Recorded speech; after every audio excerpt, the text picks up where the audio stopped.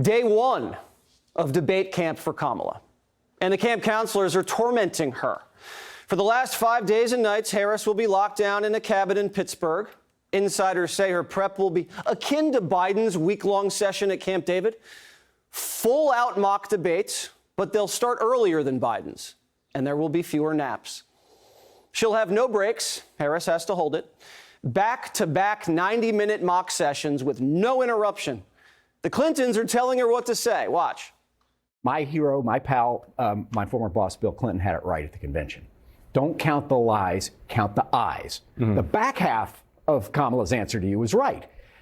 Yes, he's a fighter, but he fights for himself. It should be one of the through lines in this debate for Kamala Harris is, I'm for the people, Trump's for himself. Yeah, she's for the people, just not the American people.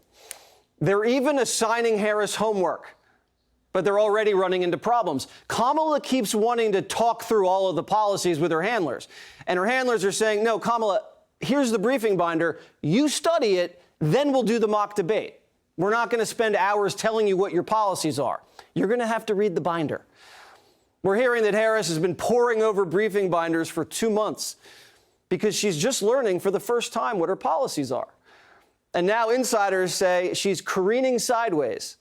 Kamala has been derailing her prep by focusing too narrowly on minute details, according to two people behind the scenes.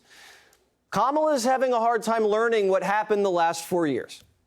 And this debate's not going to be about her favorite topics like electric school buses and outer space. She's like the girl who skipped class all semester and then pulls an all-nighter before the final. Democrats already lowering expectations. After ABC confirmed the mics will be muted, the Harris campaign's whining. I think what's really challenging and unfortunate about this debate format is that it limits the vice president's ability to prosecute the political case against President Trump. She's complaining that she's at a disadvantage because Trump won't be able to interrupt her. Remember what she pulled with Pence? Joe Biden has been very clear. He will not raise taxes on anybody who makes less than $400,000 a year. He said he's going to repeal the Trump tax cuts. Mr. Vice President, I'm speaking. Well, wait. I'm speaking. Mr. Vice President, I'm speaking. I have to I'm weigh speaking. in. Mr. Vice President, I'm speaking. I'm speaking. Okay. Okay. Kamala wants to snap her fingers and say, excuse me, don't you dare speak to me like that. I don't care who you are. Kamala wants to be a Karen. But the muted mics that her old man Biden agreed to won't let her. It's like Joe's still sabotaging the Democrats from the grave. But the muted mics was just one of Kamala's demands. Her handlers have been trying to micromanage next Tuesday night like helicopter parents at a play date. Did they ask for notes? Did they ask for the debate? They wanted notes. They wanted to be seated, and they wanted your mic hot. And they wanted a desk. They didn't want to do. I said, you got to do a stand-up. After they already agreed to the other. Yeah, but they wanted a desk from the beginning. You know who else wanted a desk? Sleepy Joe. He wanted a desk. Last night would have been the Fox debate, but Kamala chickened out. She's only committing to one debate. The first potential female president will only do one debate. Even the Clintons are saying, you got to be kidding me. Ready? One interview, one debate, some rah-rah stump speech you read over and over, and voila, you have a 50% chance of being president. Good gig if you can get it. No 3 debates, no 2 years of primaries, coalition building, no detailed policy development, and no daily press briefings or tests of leadership. It's only the most important job in the world with a $6 trillion budget and thousands of nuclear weapons. The right thing would be 3 debates, real detailed policy briefings, and full availability to answer questions so the electorate could vote on an informed basis. That's what real democracy demands. But Kamala's not the only one complaining. Trump's playing the expectation game, too, and working the refs. They are the most dishonest network, the meanest, the nastiest. But that was what I was presented with. I was presented with ABC, George Slopadopoulos. You know who he is? And he's a nasty guy. And yet, he's a nasty guy. I've had him up to here. But let me tell you, he's a very, very bad kind of a guy. And I think a lot of people are going to be watching to see how nasty they are, how unfair they are. I agreed to do it because they wouldn't do any other network. The other thing is, her best friend is the head of the network. Her husband's best friend is married to the head of the network. And they're going to get the questions. I've already heard they're going to get the questions in advance. If the moderators and the media won't ask Harris the hard questions, Trump has to do it himself. She's going to come in with rehearsed punchlines, no, you didn't. But Trump can derail the whole production by turning to her directly and saying, the moderators and the media won't ask you this question, so I will. What exactly do you disagree with about Joe Biden's economic policy? Or, I handed you inflation at 1.9% and it went to 9%. What happened there? Or, Kamala, you say you want to do all these things. Well, you're in power now. Why haven't you done any of them?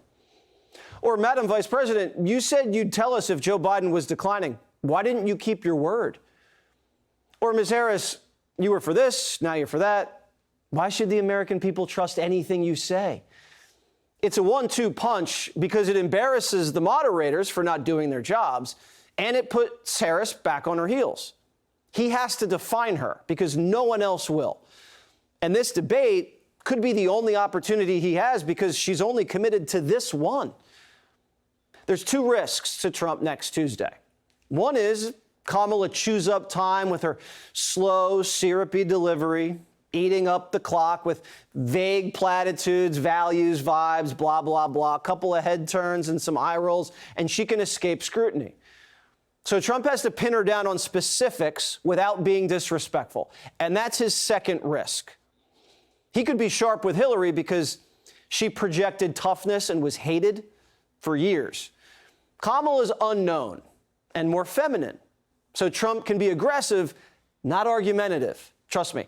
Debating with a woman, and I do it all the time on The Five with Jessica, is an art that I have yet to perfect. If Trump performs well, race is over.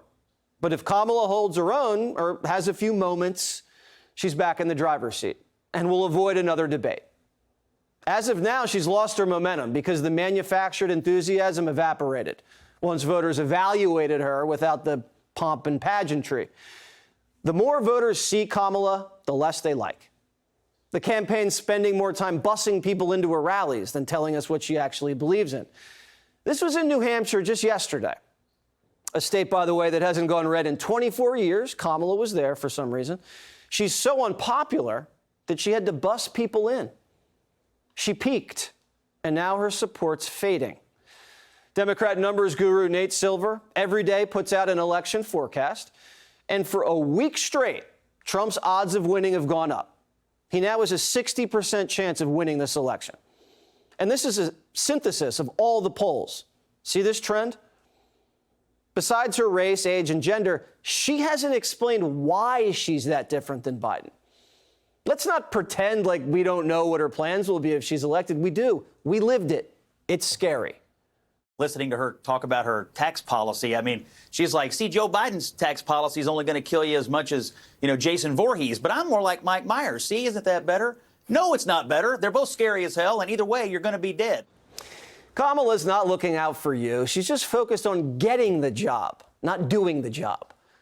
If Kamala could do the job, she would have done it on the border and on the economy.